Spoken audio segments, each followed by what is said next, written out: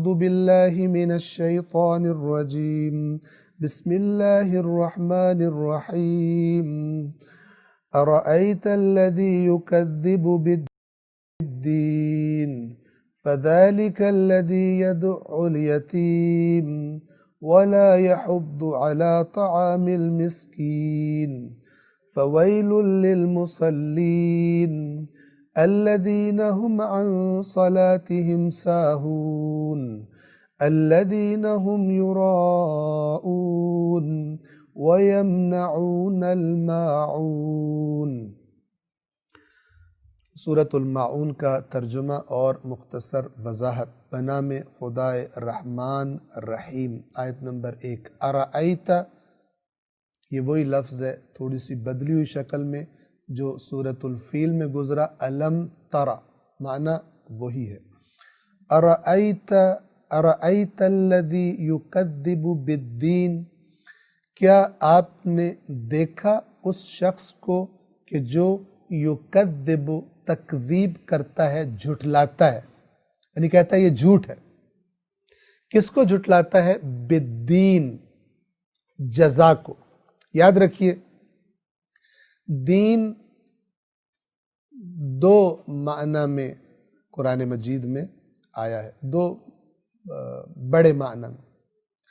ایک معنی اس کا جزا ہے اور ایک معنی اس کا قوانین کا مجموعہ، آئین، جسے شریعت اسلام کہتے ہیں۔ مثال کے طور پہ قرآن کہتا ہے ان الدین عند اللہ الاسلام، یقیناً دین اللہ کے نزدیک اسلام ہے۔ یہاں پہ دین کیا مطلب ہے؟ یعنی آئین، شریعت اسلام، احکام اسلام۔ لیکن جب ہم دیکھتے ہیں مالک یوم الدین، وہاں پر کیا معنی ہے؟ اسلام کے دن کا مالک نہیں، جزا کے دن کا مالک۔ جزا کیا ہوتی ہے؟ کسی اچھے یا برے کام کے نتیجے میں جو بدلہ دیا جاتا ہے اس کو جزا کہتے ہیں۔ کیا آپ نے اس کو دیکھا ہے جو جزا کو جھٹلاتا ہے؟ یہاں پر دین کو اگرچہ اگر کوئی اسلام کے معنی میں لینا چاہے تو امکان ہے، لیکن ترجیح کس معنی کو بنتی ہے اگلی آیات کو دیکھ کر؟ جزا والے معنی کو، کیونکہ آگے نمازیوں کا ذکر بھی ہے، ان نمازیوں کے لیے ہلاکت ہے۔ تو نمازی دین کو جھٹلاتے تھوڑی ہیں، وہ تو کہتے ہیں ہم دین کو، اسلام کو مانتے ہیں، بلکہ اللہ تعالیٰ فرما رہا ہے کہ دین کو بعض ماننے والے بھی جو کہہ چکے ہم نے مان لیے، جزا کو نہیں مانتے، چاہے لاکھ کہتے رہے ہم جزا کو مانتے ہیں۔ کیونکہ آگے جو آیات آ رہی ہیں ان کو اگر ہم مد نظر رکھیں تو ترجیحاً ہم کون سا معنی لیں گے؟ جزا کا معنی لیں گے، اگرچہ دین کا معنی یعنی اسلام والا معنی بھی لیا جا سکتا ہے۔ اگر ہم اسلام والا معنی لیں تو کیا ترجمہ کریں گے؟ کیا آپ نے اس شخص کو دیکھا ہے جو دین اسلام کو جھٹلاتا ہے؟ اور اگر جزا والا معنی کریں گے تو ہم کیا کہیں؟ مالک یوم الدین والا تو کیا کہیں گے؟ کیا آپ نے اس شخص کو دیکھا ہے جو جزا کو جھٹلاتا ہے؟ مالک یوم الدین، جزا کے دن کا مالک۔ اور یہاں پہ یہ بھی ہم آپ کی خدمت میں عرض کر دیں کہ عربی زبان میں جزا دونوں اچھے اور برے دونوں معنی کے لیے استعمال ہوتا ہے۔ یعنی ہم جو سزا کہتے ہیں عربی زبان میں، اس کے لیے بھی سزا عربی کا لفظ نہیں ہے۔ جزا اچھی بھی ہو سکتی ہے، بری بھی ہو سکتی ہے، دونوں شامل ہیں اس میں۔ جبکہ جب ہم اردو میں کہتے ہیں تو جزا کو اچھے بدلے کے لیے استعمال کرتے ہیں اور اس کے مد مقابل سزا کے لفظ کو استعمال کرتے ہیں۔ اردو میں ایسا ہے، عربی میں جزا میں دونوں، جزا کے معنی میں دونوں شامل ہیں۔ کیا آپ نے اس شخص کو دیکھا ہے جو جزا کو جھٹلاتا ہے؟ کیا مطلب؟ یعنی وہ نہیں مانتا کہ جو وہ کام کر رہا ہے اس پر کوئی انعام ملنا ہے، یا یہ کہ جو وہ غلط کام کر رہا ہے اس پر کوئی اس کی پکڑ ہونی ہے، سزا ملنی ہے، اس کو نہیں مانتا۔ قیامت کو نہیں مانتا، اس کا کوئی حساب کتاب ہونا ہے، اس کو نہیں مانتا۔ اب یہاں پر جب ایک مسلمان اس آیت کو پڑھتا ہے تو کہتا ہے کہ اس آیت سے غیر مسلم لوگ مراد ہیں، میں تو الحمدللہ مسلمان ہوں، میں تو قیامت کو بھی مانتا ہوں، چاہے تم دین کا معنی اسلام کرو میں اسے مانتا ہوں، چاہے تم دین کا معنی قیامت کرو جزا کرو میں اسے مانتا ہوں، میں تو الحمدللہ۔ یہ آیت مجھ سے کچھ نہیں کہہ رہی، یہ غلط ہے۔ آیات قرآن میں تدبر کی جو دعوت دی گئی ہے وہ انسان کے آگے اور دریچے بصیرت کے کھول دیتی ہے۔ یہ قرآن مجید کی ہدایت کا نور اس کے دیکھنے کی طاقت کو، یعنی اس کی باطنی طاقت کو، بصیرت کو، اس کی رینج کو بہت زیادہ بڑھا دیتا ہے، بہت دور تک دیکھ لیتا ہے۔ اب آپ غور فرمائیے، کیا آپ نے اس شخص کو دیکھا کہ جو جزا کو جھٹلاتا ہے؟ اب مثال کے طور پہ کوئی بندہ کہ میں تو نہیں جھٹلاتا، میں تو مسلمان ہوں، میں تو سارے اصول دین کو مانتا ہوں، میں تو قیامت پر بھی ایمان رکھتا ہوں، قرآن اسے قبول نہیں کرتا زبان سے کہنے کو۔ یہ آیت آپ کو خود بتائے گی۔ کون نہیں مانتا قیامت کو؟ آیت نمبر 2، فَذَلِكَ الَّذِي يَدُعُّ الْيَتِيمَ، تو وہی ہے، یہ وہی شخص ہے جو یتیم کو یدعو دھکے دیتا ہے۔ یہ دھکے دینے سے مراد بدسلوکی ہے، بد اخلاقی ہے۔ دھکے دینا ایک اظہار ہے اس بد اخلاقی کا۔ دوسری علامت کیا ہے قیامت کو، جزا کو جھٹلانے والے کی؟ آیت نمبر 3، وَلَا يَحُدُّ عَلَىٰ طَعَامِ الْمِسْكِينِ، اور ترغیب نہیں دیتا مسکین کو کھلانے کی۔ طعام المسکین، مسکین کو کھانا کھلانے کی ترغیب نہیں دیتا۔ یہ دو علامتیں جس میں ہیں، قرآن فرما رہا ہے کہ یہ بندہ جزا کو نہیں مانتا، چاہے کہے میں مانتا ہوں، چاہے اپنے سر پہ اپنے ماتھے پر لکھوا لے میں قیامت کو مانتا ہوں، چاہے اپنے گھر کے باہر لکھوا لے کہ یہاں رہنے والا قیامت کو مانتا ہے، نہیں مانتا۔ جب تک یہ علامات اس کے اندر پائی جاتی ہوں نہیں مانتا۔ یہ کیسے ہے؟ یہ بالکل اس کی مثال اسی طرح ہے، اللہ تبارک و تعالی انسان کو سمجھا رہا ہے بالکل اسی طرح جس طرح ایک مخلص ڈاکٹر، ایک طبیب ایک ایسے بندے کو سمجھاتا ہے جس کو بڑی خطرناک بیماری ہے لیکن اس بندے کو پتہ ہی نہیں کہ میں بیمار ہوں۔ اور آپ کو پتہ ہے نا، جو چھوٹی موٹی بیماریاں ہوتی ہیں وہ جلدی پکڑی جاتی ہیں، ان کے آثار جلدی نظر آتے ہیں۔ خطرناک بیماریاں جو ہوتی ہیں وہ بہت دیر کے بعد ان کا پتہ چلتا ہے کہ یہ بیماری ہے بھی یا نہیں۔ کئی لوگوں کو عرصہ دراز کے بعد پتہ چلتا ہے انہیں کینسر ہے، اور پتہ تب چلتا ہے جب اس کا علاج نہیں ہو سکتا۔ مثال کے طور پر روحانی بیماریاں بھی ایسی ہوتی ہیں، تو وہ جو طبیب ہے وہ اللہ ہے، وہ بتا رہے کہ تو مت کہہ کہ تو صحت مند ہے، تو مت کہہ کہ تو مانتا ہے قیامت کو، میں تجھے بتا رہا ہوں تو نہیں مانتا، تو بیمار ہے، تیرے اندر یہ بیماری موجود ہے، جزا کو جھٹلانے کی۔ اب آپ کسی ڈاکٹر کے پاس گئے، آپ اپنے آپ کو بالکل صحت مند سمجھ رہے تھے، اس نے آپ کو دیکھا، آپ کے ٹیسٹ کیے اور آپ سے کہا کہ آپ ایک بہت ہی مہلک بیماری میں مبتلا ہیں جو آپ کو ہلاک کر دے گی۔ آپ کو ایک جھٹکا لگا، آپ نے کہا ڈاکٹر صاحب میں تو بالکل ٹھیک ہوں، میں تو روز صبح ایکسرسائز کرتا ہوں، میں تو ہر چیز کھاتا ہوں فلان، مجھے سر میں درد تک نہیں ہوتا۔ آپ کہہ رہے ہیں ہلاکت والی بیماری ہے۔ اگر آپ کو ڈاکٹر کی بات پر اعتماد ہے، کون بے وقوف ہوگا جس کو ڈاکٹر کی بات پر اعتماد نہ ہو، جبکہ ڈاکٹر اس کا مخلص بھی ہو؟ بہت بڑا بے وقوف ہوتا ہے۔ اللہ کی بات پر اعتماد نہ کرنے والے بھی بہت بڑے بے وقوف ہیں۔ رسول اللہ کی بات پر بھی اعتماد نہ کرنے والے، وہ اعتماد جو واقعاً اعتماد ہو، صرف زبان کی حد تک محدود نہ ہو، وہ بہت بڑے بے وقوف ہیں۔ اسی لیے قرآن مجید فرماتا ہے اکثرہم لا یعقلون، اکثر ان میں سے عقل استعمال ہی نہیں کرتے۔ کیوں نہیں کرتے؟ ان کی عقل لگی ہوئی ان کی خواہشیں پوری کرنے میں، ان کی دنیاوی آرزویں پوری کرنے میں۔ تو وہ ڈاکٹر آپ سے کہتا ہے کہ مہلک بیماری ہے آپ کو، کہتے ہیں آپ کیسے کہہ رہے ہیں؟ وہ کہتا ہے یہ ٹیسٹ ہے، یہ آپ کے بلڈ کے اندر یہ مسئلہ ہے، یہ مسئلہ ہے، یہ بتا رہا ہے کہ آپ موت کے قریب آ چکے ہیں۔ ظاہری طور پہ آپ اپنے آپ کو بڑا صحت مند سمجھ رہے ہیں۔ کائنات کا سب سے بڑا طبیب جو خالق بھی ہے، اس سے بہتر کون جانتا ہے بیماریوں کو؟ وہ بتا رہا ہے مت کہہ زبان سے کہ تو جزا کو مانتا ہے، پہلے دیکھ یہ تیرے 2 ٹیسٹ کلیئر ہیں یا یہ ٹیسٹ کلیئر نہیں ہے۔ پہلا ٹیسٹ کیا ہے؟ یتیم سے بدسلوکی۔ کیسے تیرے اندر جرأت آئی ہے یتیم سے بدسلوکی کی؟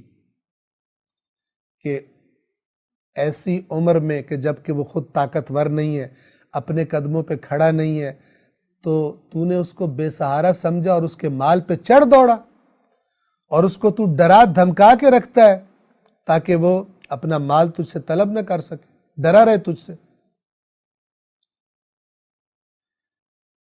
اب اس میں وہ بھی شامل ہیں کہ جو کسی یتیم کی سرپرستی ہو ان کے پاس، مثلا ایک بھائی مر گیا، اس کے چھوٹے چھوٹے بچے ہیں، دوسرے بھائی کے پاس سرپرستی آ گئی، اب وہ بھائی یا اللہ کا نمائندہ بن کے سرپرستی کرے گا یا ابلیس کا نمائندہ بن کے سرپرستی کرے گا۔ اب میں آپ کو مثال دیتا ہوں، کوئی بندہ اپنے یتیم بھتیجوں یا بھانجوں کا مال کھاتا رہے اور اوپر سے ساتھ ساتھ تسبیحیں بھی پڑھتا رہے اور عمرے بھی کرتا رہے اور حج بھی کرتا رہے اور زیارتیں بھی کرتا رہے، یہ اس کے منہ پہ دے ماری جائیں گی۔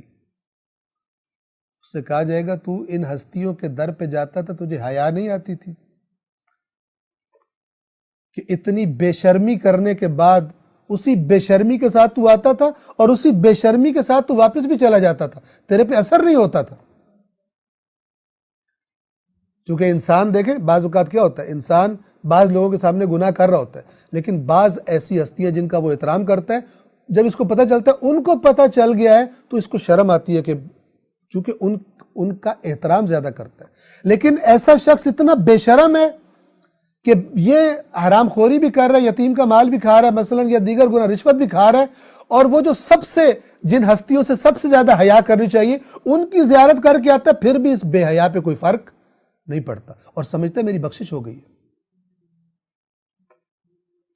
ایسے شیطان ایسے بے ایمانوں کو دھوکہ دیتا ہے، ٹھیک ہے، تاکہ اپنی اسی سرکشی میں غلطاں رہے اور زیادہ نشہ ہو جائے ان کو، ان بدماشیوں کا، کہ جب ان کو ساتھ ساتھ یہ بھی کہا جا رہا ہے کہ تمہاری تو بخشش ہوگی چونکہ تم نے یہ عبادت کر دی ہے، تم نے یہ چندہ دے دیا ہے، تم نے یہ صدقہ دے دیا ہے، تم نے یہ زیارت کر لی ہے، تم نے یہ عمرہ کر لی، تم نے یہ حج کر لی۔ میں اس درس قرآن میں بار بار اس بات کو ریپیٹ کرتا ہوں کیونکہ یہ کرپٹ لوگوں کو بہانے دے دیے گئے ہیں اپنی کرپشن کو جاری رکھنے کے۔ قرآن کا ایک فیصلہ ہے، انما یتقبل اللہ من المتقین، توجہ فرمائیے کہ اللہ صرف متقین سے قبول کرتا ہے۔ یتیم کا کھا کے تجھ سے قبول ہوگا زیارت؟ رشوت کھا کے حرام سے کیے ہوئے مال سے تیری زیارت قبول ہوگی؟ یا قرآن غلط ہے یا تو غلط ہے کہ تو غلط ہے، حرام خور غلط ہے، رشوت خور غلط ہے، قرآن حق ہے۔ اور جس بھی کسی نے کسی تقریر میں کسی کتاب میں تجھے یہ ڈھکوسلا دے دیا ہے کہ تو حرام بھی کھا پھر بھی تو بخشا ہوا ہے اور تیری عبادات قبول ہو رہی ہیں، بہت خطرناک بات ہے، یاد رکھیے گا۔ انما یتقبل اللہ من المتقین، اللہ صرف متقین سے قبول کرتا ہے، رشوت خور کی کیا قبول ہوگا؟ یتیم کا مال کھانے والے کا کیا قبول ہوگا جب تقوی ہی نہیں ہے؟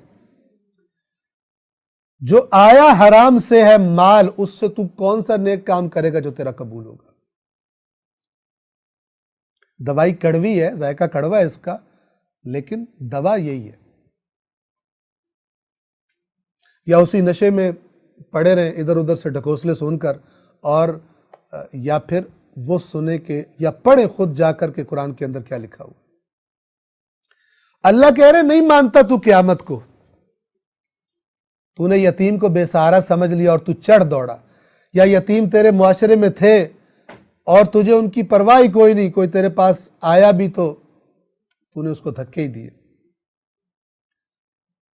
یا اگر انسان اس کا دائرہ ذرا بڑھائے، سوچ سکتا ہے تو نے یتیم کو دھکے کھانے کے لیے چھوڑ دیا، خود تیرے پاس نرم بستر، تیرے پاس سترنگے دسترخوان اور تیرے پاس طرح طرح کی سواریاں، اور تجھے پتہ ہے کہ یتیم موجود ہیں، اور ویسے تو بڑا علی علی کرتا تھا، اور علی نے تجھے وصیت کی تھی کہ یتیموں کو بھوکا نہ رہنے دینا میرے بعد، تمہارے ہوتے ہوئے یتیموں کے پیٹ خالی نہ رہیں، ان کے منہ خالی نہ رہ جائیں، اور تو کہتا ہے میں بڑا ماننے والا ہوں، میں بہت بڑا مومن ہوں۔ تو جھوٹ بولتا ہے، تو بہت بڑا فراڈ ہے۔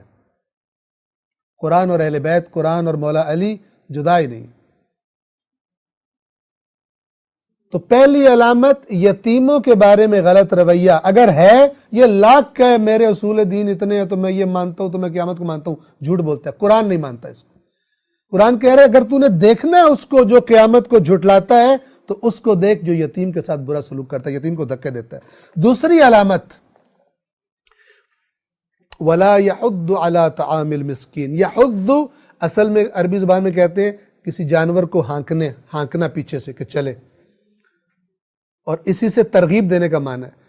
جب انسان کسی کو ترغیب دیتا ہے کہ آپ یہ کام کریں، یہ بہت اچھا کام ہے، بہت اجر ملے گا، آپ کو یہ کام کرنا چاہیے، یہ گویا اس کو ترغیب دی جا رہی ہے، تو یہ لفظ قرآن نے استعمال کیا۔ وَلَا يَحُضُّ، اور یہ ترغیب نہیں دیتا عَلَىٰ طَعَامِ الْمِسْكِينِ، مسکین کو کھلانے کے لیے۔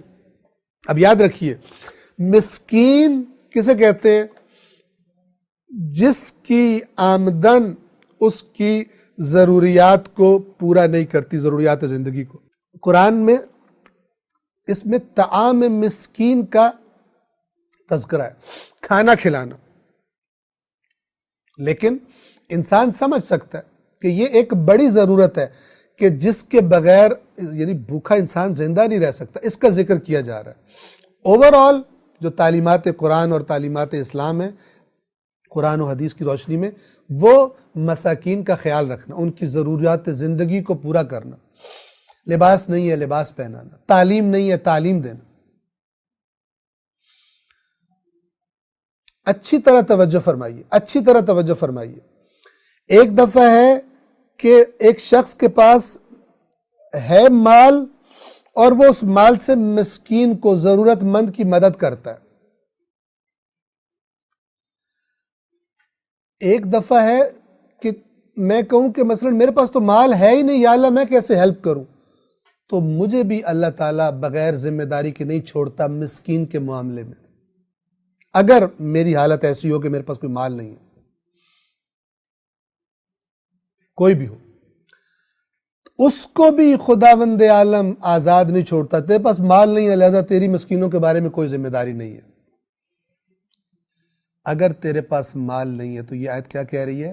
تیرے پاس مال نہیں ہے لیکن تیرے پاس زبان تو ہے، تیرے کچھ دوست تو ہیں، تیرے کچھ جاننے والے تو ہیں، ان کو ترغیب دلا سکتا ہے۔ تو نیکی کے کام کی طرف دوسروں کو خبر تو پہنچا سکتا ہے کہ فلان مسکین ہے، فلان یتیم ہے، فلان جگہ پر یہ مثلا الہی کام ہے، اس کے لیے تم شامل ہو جاؤ۔ بہت سارے لوگ کہ جن کے پاس دنیا کا مال نہیں تھا اس لیے بڑے بڑے اجر میں شریک ہو جائیں گے، چونکہ خود تو نہیں تھا لیکن دوسروں کو بتایا، متوجہ کیا کرتے تھے، ترغیب دیا کرتے تھے، البتہ اپنی عزت نفس کو ملحوظ رکھتے ہوئے، ایسے انداز میں نہیں کہ انسان کی اپنی عزت نفس مجروح ہو جائے اور لوگ بدگمانی کریں کہ یہ شاید خود کچھ اس نے کھانا ہوتا ہے اس لیے ہر وقت یہ کہتا رہتا ہے۔ اچھے انداز میں، باعزت انداز میں، حکمت کے ساتھ، دانائی کے ساتھ۔ یہ دو علامتیں، پس ہم بات کو مختصر کریں، یہ دو علامتیں جس میں پائی جاتی ہیں یتیم اور مسکین کے بارے میں غلط رویہ۔ قرآن کہہ رہا ہے، اللہ جو طبیب ہے انسانوں کا سب سے بڑا، بتا رہا ہے کہ تو بیمار ہے اور بڑی مہلک بیماری میں مبتلا ہے، تو قیامت کو نہیں مانتا۔ اگر تجھے یہ پتا ہوتا کہ تو نے اپنے ان رویوں کا حساب دینا ہے اور جس کو حساب دینا ہے اس کو یہ رویے سخت ناپسند ہیں، تو بڑا الرٹ ہوتا، تو بڑا ہوشیار ہوتا، ان کاموں میں تو بڑا ایکٹیو ہوتا۔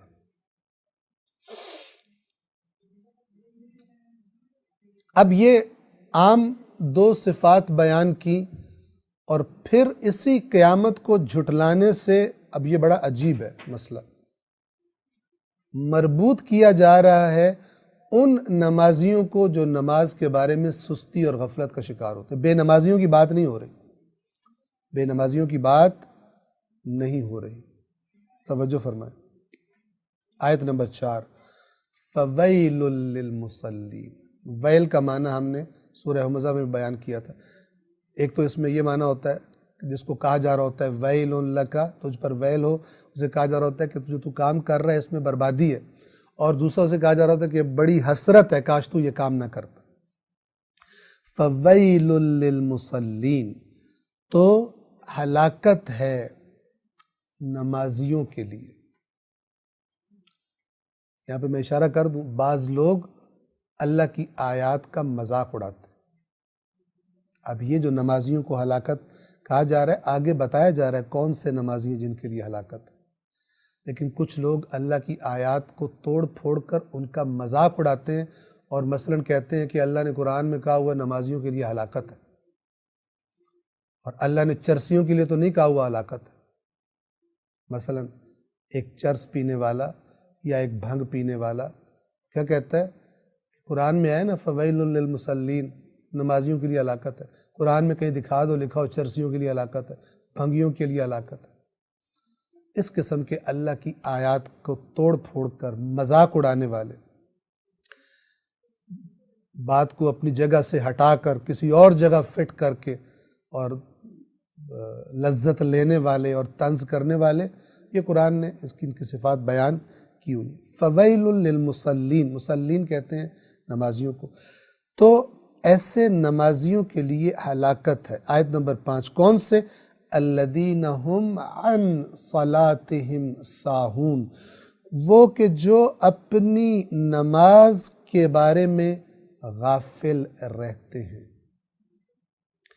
نہیں فرمایا فی صلاتہم ساہون، اپنی نماز میں، ایک نماز میں سہو ہوتا ہے، جیسے کسی سے مثال کے طور پہ تشہد رہ گیا یا تشہد کے لیے بیٹھنا تھا اٹھ کے کھڑا ہو گیا، جس کو نماز کے اندر سہو کہا جاتا ہے۔ اور یہاں پہ میں ایک بتا دوں، میں نے بہت سارے بعض اوقات پڑھے لکھے لوگوں کے منہ سے بھی یہ لفظ غلط سنا ہے، سین ہا اور واو، سین ہے اور واو، یہ لفظ ہے سہو، سہو، ٹھیک ہے؟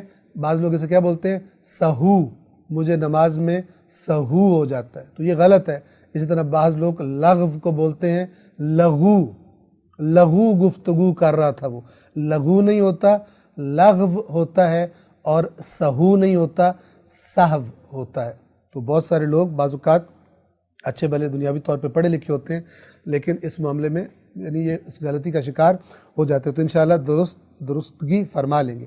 فی صلاتہم، نماز کے اندر سہو ہونا، جیسا میں نے عرض کیا، اٹھ کے کھڑا ہونا تھا، بیٹھ گیا تشہد کے لیے، یا بیٹھنا تھا اس سے سہو ہو گیا، یہ نادانستہ ہوتا ہے، عمدی اور جان بوجھ کر نہیں ہوتا۔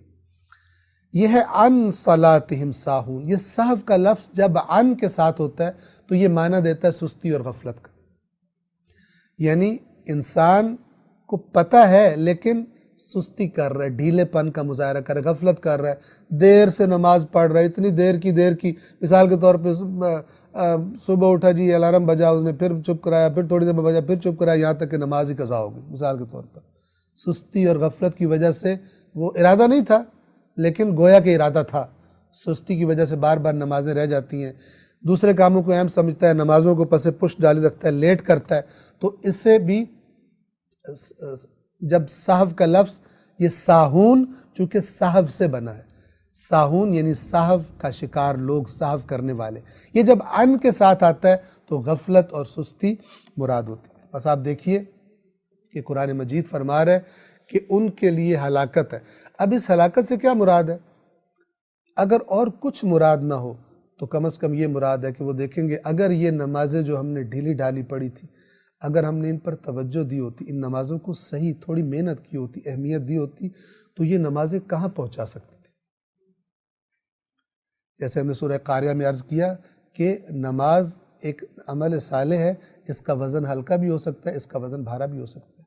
شرط یہ ہے کہ کس طرح نماز پڑھی ہے آپ نے، کس توجہ کے ساتھ، سر وقت پڑھی ہے یا لیٹ پڑھی ہے، معانی کی طرف توجہ رکھیے، یا اللہ سے کیا کہہ رہے ہیں آپ، پتہ آپ نے رکھا ہے یا پتہ نہیں رکھا. تو بہت ساری چیزیں اس میں شامل ہیں.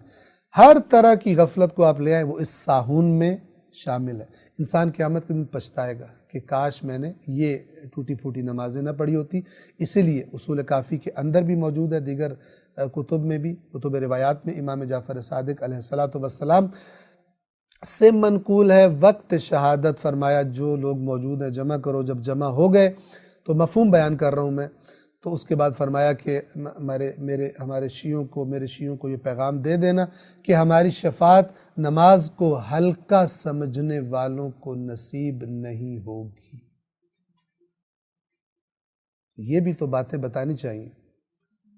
نعرے لگوانے والوں کو، مزے کی باتیں کرنے والوں کو یہ بھی بتانا چاہیے، ورنہ خیانت ہے، ورنہ فراڈ ہے. اور دنیا کے ہر فراڈ سے بڑا فراڈ ہے یہ. چونکہ ہم عرض کیا کرتے ہیں کہ دنیا میں اگر فراڈ ہو گیا، آپ کی ساری جمع پونجی لٹ گئی، کتنا عرصہ آپ کو دنیا میں رہنا ہے، گزر جائے گا. لیکن جس نے آپ کی آخرت لوٹ لی غلط بات بتا کے، آدھا سچ بتا کر، قیامت کے دن آپ کو کتنا غصہ آئے گا اس پر. کوئی آپ کے ساتھ چند لاکھ روپے کا فراڈ کر لے، آپ کو دل کرتا ہے کہ اس کو ایسی جیل ہو کہ جیل سے نکلے ہی کبھی نہیں. آپ کا بس چلے تو آپ اس کا منہ نوچ لیں. ایسا دل کرتا ہے یا نہیں کرتا؟ قرآن نے بتایا وہ قیامت کے دن جو غلط دین بتانے والے تھے اور رہنما بنے ہوئے تھے، وہ اپنے پیروکاروں سے بیزاری کریں گے، اور یہ پیروکار بھی بیزاری کریں گے اور ایک دوسرے پہ لعنتیں کریں گے.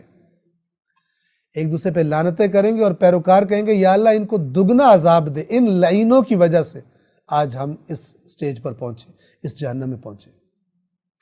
تو قرآن مجید نے فیوچر کی تصویر بھی دکھا دی ہوئی. الذین ہم عن صلاتہم ساہون، جو وہ نمازی کے جو اپنی نمازوں کے بارے میں غفلت کا شکار ہے، یعنی ڈھیلا ہے، روٹین میں ڈھیلا ہے، نماز کے بارے میں غافل ہے، پتہ ہی نہیں چلتا کیا کر رہا ہے، کب کر رہا ہے. 6 اور ایک اور صفت ان نمازیوں کے لیے بھی ہلاکت ہے. کیا صفت ہے جن کی؟ الذین ہم یراؤن، جو ریاکاری کرتے ہیں، یعنی نماز پڑھتے ہیں دکھانے کے لیے. اور یہ میں ایک مثال دے رہا ہوں، انشاءاللہ ہم سب اپنی اصلاح کی کوشش کریں کہ مثلا فرض کریں کہ جب میں اپنے گھر میں تنہائی میں مثلا فجر کی نماز کے لیے کھڑا ہوتا ہوں تو کیسی نماز پڑھتا ہوں، اور جب میں مسجد میں یا کسی اور جگہ پر جہاں اور لوگ بھی مجھے دیکھ رہے ہیں وہاں جب نماز پڑھتا ہوں تو آیا میری گھر کی نماز اور مسجد کی نماز میں فرق ہوتا ہے؟ یہ فرق کیوں ہے؟ اس فرق کی جڑ کہیں ریاکاری میں تو نہیں ہے. یعنی بندے زیادہ امپورٹنٹ ہے، اللہ کی کوئی پرواہ نہیں، اللہ کے سامنے جیسے بھی کھڑے ہو جو مسئلہ نہیں ہے، بندوں کے آگے بےزتی نہ ہو، اللہ کے آگے اللہ تو بڑا غفور و رحیم ہے. یہ ریاکاری کے جراثیم ہے، ریاکاری کے جراثیم. اللہ واقعاً غفور الرحیم ہے. اس کا مطلب یہ ہے کہ بندوں کو زیادہ امپورٹنس دی جائے اللہ کے سامنے. اللہ دیکھ رہا ہے کچھ نہیں ہوتا، بندے دیکھ رہے ہیں الرٹ ہو جاؤ. یہ اتنی خطرناک بیماری ہے کہ جو انسان کو پھر بڑے بڑے گناہ بھی کروا دیتی ہے. بندوں سے چھپے گا، اللہ سے تو اس کو اللہ کو امپورٹنس دینے کی اس کو عادت نہیں ہے، اس کے اندر صفت نہیں ہے، تو پھر بڑی بڑی خرابیاں بھی یہ بیماری انسان سے کروا دیتی ہے. کون سی؟ ریاکاری والی. اور ایک اور تو بدترین نتیجہ ریاکاری کا وہ کیا ہے کہ اجر و ثواب کچھ بھی نہیں ملتا. روز قیامت کہا جائے، کوئی بندہ کہے جی میں نے تو اتنی نمازیں پڑھی تھی، اللہ تعالیٰ کہے جن کے لیے پڑھی تھی ان چاہتا تھا لوگ تجھے کہیں نمازی ہے، لوگ بڑی تعریف والی نظروں سے تجھے دیکھیں، تیری تعریف کریں بڑا نمازی ہے، تو نے اجر لے لیا وہاں پر، یہاں پہ کچھ بھی نہیں تیرے لیے. انما یتقبل اللہ من المتقین، اللہ صرف متقین سے قبول کرتا ہے. یہ ہر جگہ کو یہ آیت اپنے دائرے میں لیے ہوئے. ریاکاری خلاف تقوی ہے. تقوی خدا کا خوف، ریاکاری بندوں کا خوف. تقوی اللہ کا لحاظ، ریاکاری بندوں کا لحاظ. بندے مجھے دیکھیں، بندے یوں نہ کہیں، بندے وہ نہ کہیں. الذین ہم یراؤن، جو ریاکاری کرتے ہیں. 7ویں اور آخری آیت، وَيَمْنَعُونَ الْمَاعُونَ، اور عام استعمال کی معمولی چیزیں بھی نہیں دیتے لوگوں کو. یمنعون منع کر دینا، روک دینا. الماعون یاد رکھیے میم عین اور نون، وہ پانی جو جاری ہو اور سب کے لیے کھلا ہو اسے ماء معین کہتے ہیں۔